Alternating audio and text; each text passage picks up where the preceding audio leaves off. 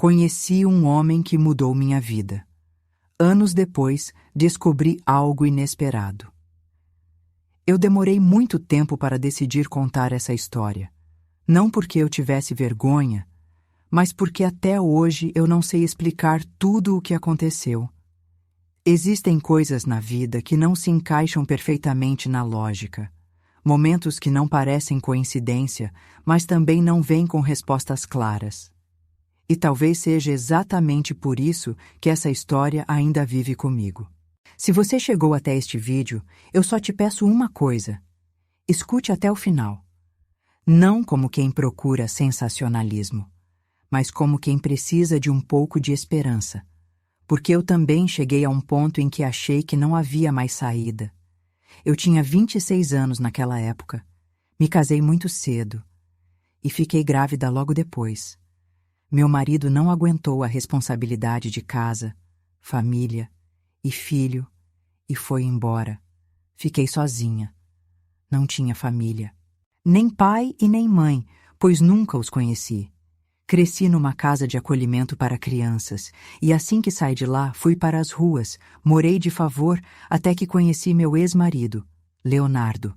Agora era só eu e meu filho de Lucas, de 10 anos, um menino incrível, lindo e alegre.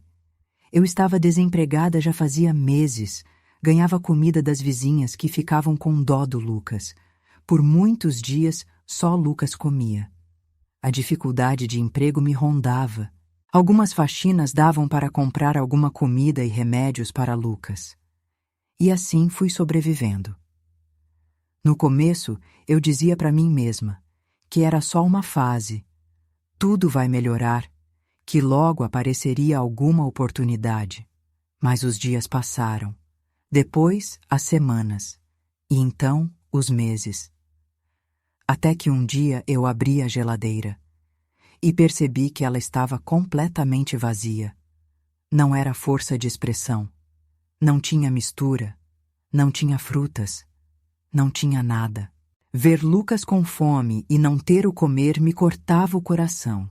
Na mesa da sala, algumas contas acumuladas, o aluguel atrasado. O locatário vinha todos os dias com aspereza, me mandava sair do imóvel. Eu não tinha para onde ir, não tinha para quem pedir ajuda. O pai de Lucas sumiu, não conhecia a sua família. Aviso de possível corte de água. Outro da energia. Eu me sentei no chão, encostada na parede, e fiquei ali olhando para aqueles papéis. A casa estava silenciosa, um silêncio pesado, desconfortável. Lucas brincava na varanda, alegre sem saber das preocupações que me acompanhavam. Era como se até o tempo tivesse parado. Naquele momento, o que mais doía não era só a falta de dinheiro. Era a sensação de ter falhado, de não ser suficiente. Não dar as coisas necessárias para meu filho, de não saber mais por onde recomeçar. Eu sempre fui uma pessoa reservada. Nunca gostei de expor meus problemas. Sempre tentei parecer forte, pois Lucas precisava de mim. Mas naquele dia, eu não consegui mais. Chorei sentada no chão da sala. Chorei até faltar ar. Chorei até o corpo cansar. Lucas, desesperado, me perguntava: "O que foi, mamãe? Por que está assim? Eu fiz algo?" Meu coração dilacerava ainda mais com as palavras dele, por achar que ele era meu problema. Mal sabia ele que era a minha força e a minha alegria. E em meio àquele choro, um pensamento começou a se repetir. Eu não sei mais o que fazer. Não era raiva de Deus, não era revolta, era cansaço. Cansaço de lutar sozinha, cansaço de esperar respostas que não vinham. Por que eu? Por que eu, meu Deus? Por que ninguém se importa comigo? Foi então que, quase sem perceber, eu me levantei, coloquei uma roupa simples, chamei Lucas e saímos de casa. Eu não tinha um destino, só precisava andar. Precisava clarear as ideias. Depois de alguns minutos caminhando, Lucas me disse: "Mamãe, olha uma igreja." E eu me vi parada em frente a ela e pensando: por que não? A igreja não era grande, não era imponente, era simples. A porta estava aberta. Fiquei alguns segundos parada do lado de fora, respirando fundo, tentando decidir se entrava ou não. Foi então que entrei. Lá dentro estava vazio. Alguns bancos de madeira, uma cruz à frente e silêncio. Sentei no último banco, enquanto Lucas caminhava e olhava tudo com um olhar de alegria. Fiquei ali em silêncio, como se estivesse esperando alguma coisa acontecer. Mas nada aconteceu, e foi aí que eu percebi que não dava mais para fingir força. Eu me ajoelhei. Eu não preparei palavras. Não pensei no que dizer. Eu apenas falei: Deus, me perdoe por te procurar só agora, se o Senhor estiver me ouvindo. Eu só preciso de uma direção. Minha voz falhou. Continuei. Eu não sei mais o que fazer. Não sei para onde ir. Eu só preciso de ti, Jesus. Não foi uma oração bonita. Não foi ensaiada. Foi sincera. As lágrimas desceram sem controle. Eu chorei ali, ajoelhada, por um tempo que eu não sei medir, até que aos poucos o choro foi diminuindo.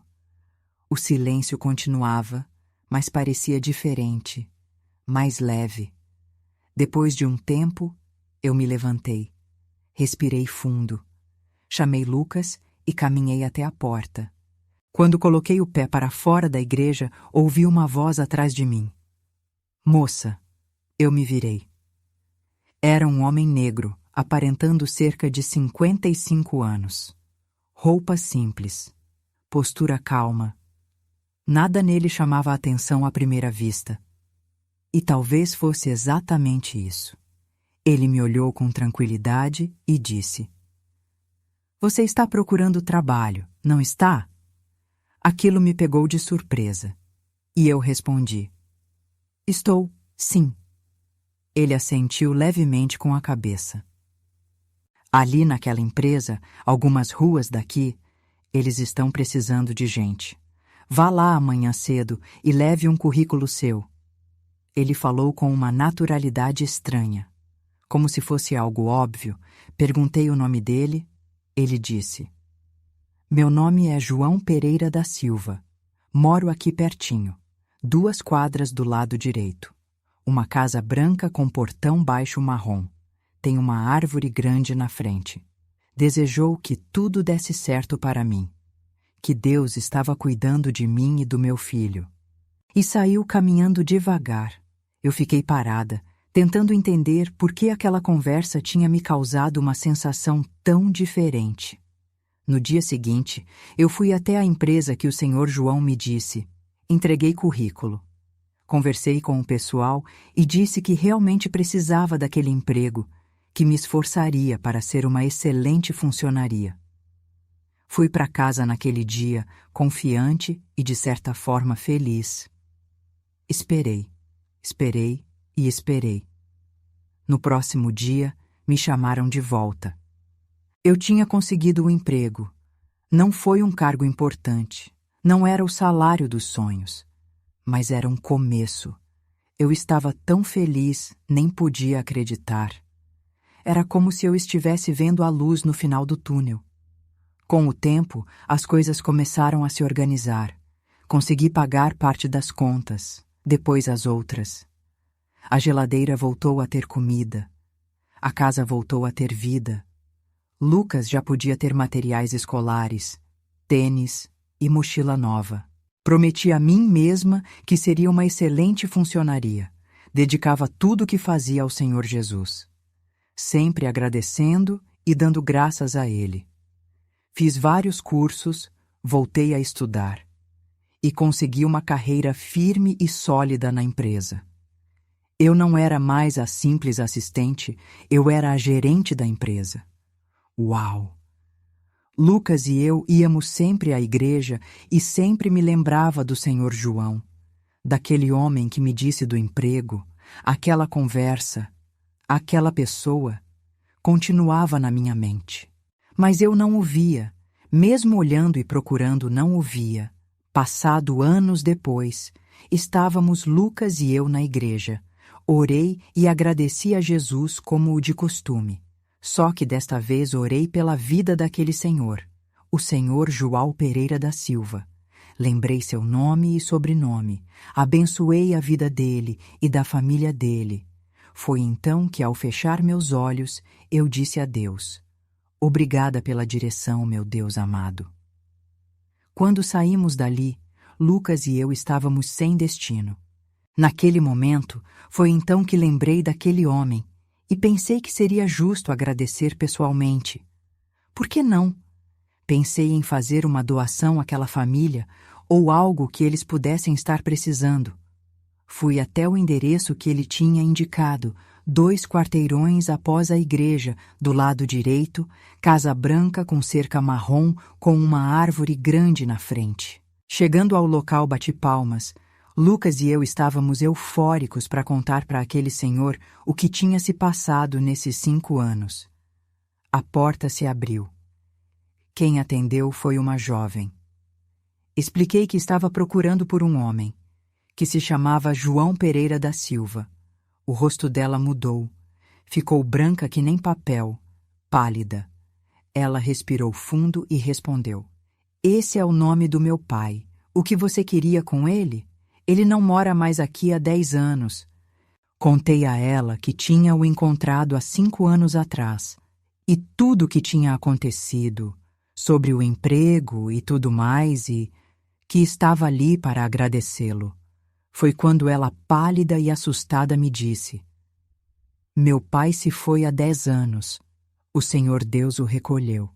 Foi muito doloroso para nós, porque ele era um homem maravilhoso, generoso, um pai espetacular e, acima de tudo, servo do Deus. Meu corpo ficou frio. Fiquei pasma. Não sabia como agir e nem o que falar. Minha voz tremia e as lágrimas começaram a cair. A confusão tomou conta de mim. Foi então que a mãe dela se aproximou. E, ouvindo tudo em silêncio, olhou para mim com ternura e disse algo que eu nunca esqueci. Ele sempre foi assim. João sempre ajudou quem precisava. Quando ele se foi, nós sofremos muito. Ficamos revoltadas com o Deus. Sempre perguntava por quê. Mas minha filha, não sei se foi ele ou não que falou com você. Se foi um mensageiro de Deus, sei que veio não só para te ajudar, mas também veio para nós dar a resposta que tanto pedimos a Deus. Se João estava com o Senhor Jesus, e hoje você nos trouxe a resposta. Acreditamos que Deus age de formas que a gente nem sempre entende. Eu saí dali em silêncio, em êxtase. Meu coração batia forte e minha mente estava confusa. Eu não sei como explicar esse grande e maravilhoso acontecimento, mas eu aprendi algo importante. Às vezes, a resposta que pedimos podem vir de formas simples, humanas, quase despercebidas, mas também podem vir de formas sobrenaturais, inexplicáveis, de formas tão milagrosas. E talvez, quando tudo parece estar em silêncio, Deus esteja trabalhando, do jeito dele, na hora dele. Nós não entendemos, porque Ele é Deus, e nós somos limitados. Ele não é. Ele é soberano e provedor. Se você está passando por um momento difícil, não desista. Continue buscando direção nos caminhos do Senhor, porque a ajuda pode vir de onde você menos espera. Porque para Deus nada é impossível. Basta crer e acreditar. Basta entregar a vida nas mãos dele, fechar os olhos e deixar o impossível acontecer.